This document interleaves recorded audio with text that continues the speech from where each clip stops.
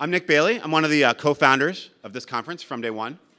On behalf of myself and my fellow co-founders, Steve Koepp and Aaron Sauter, as well as the large and incredible team that's helped put this all together today, we sincerely want to thank you guys for coming. We're really excited to be in San Francisco today.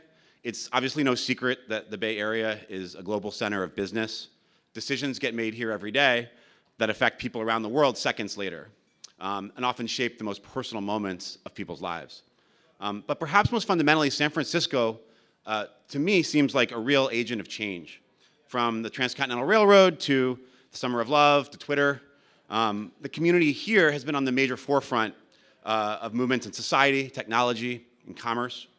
And it's that intersection. It's that place where fast-moving changes in the culture and in business meet. That's what's brought us here today. Nearly every day, issues of gender, ethnic, economic diversity, transparency, and ethics in business are breaking through into the public sphere. Our headlines are dominated by them. In this environment, a mission statement is not enough. Not only does a company need to have values that are in common with their constituencies, their employees, their customers, the surrounding community that they're a part of, but those values have to be baked into the core of the business, the product, the team. You have to mean it and you have to prove it. And if you don't, those audiences will hold you accountable. We believe that these changes in business are real and permanent.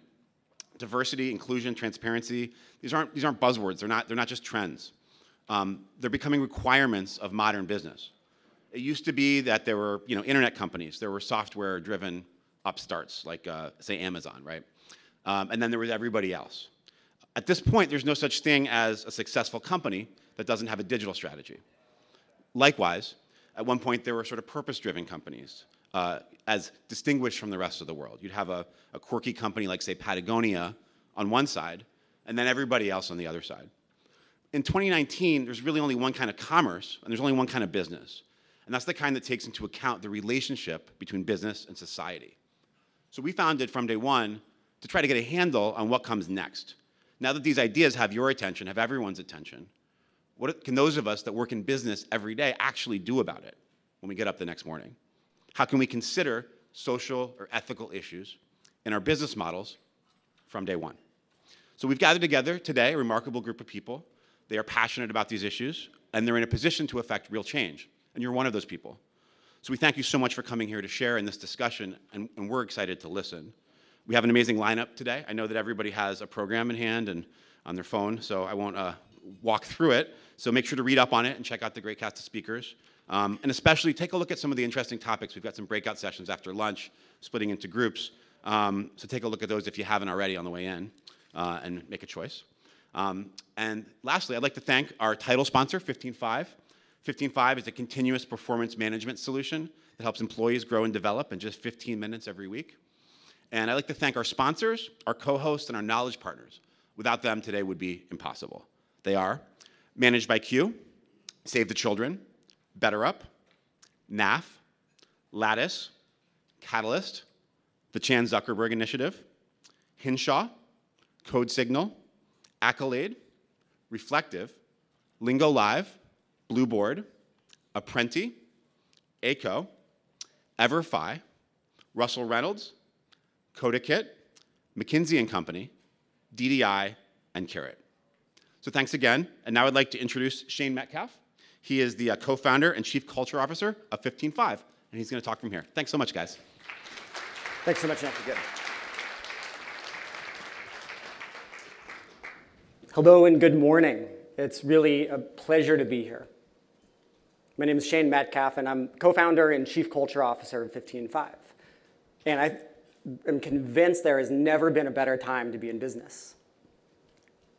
For so long, industry was about getting people to conform, about having the human beings inside of your organization follow orders, command and control. And we have this unique opportunity that we now get to actually help liberate the human spirit inside of our companies. It is no longer about crushing people's inner creativity and intrinsic motivations. It is actually about listening to people, about creating an opportunity to understand that humans inside of each of your organizations want things. They have their own dreams and their own aspirations, and that our companies can actually become vehicles for them to realize those dreams. That we can actually call in a higher purpose to our companies than just making money, just building our products, even beyond fulfilling our mission and our why. We can actually become incubators for human greatness inside of our companies. That we can become an organization where people come in and they actually are a happier, healthier, more competent, and more fulfilled person at the end of their journey with us.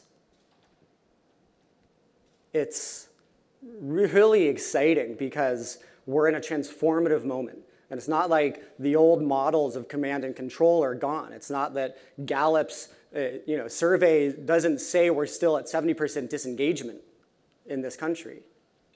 But we are changing that.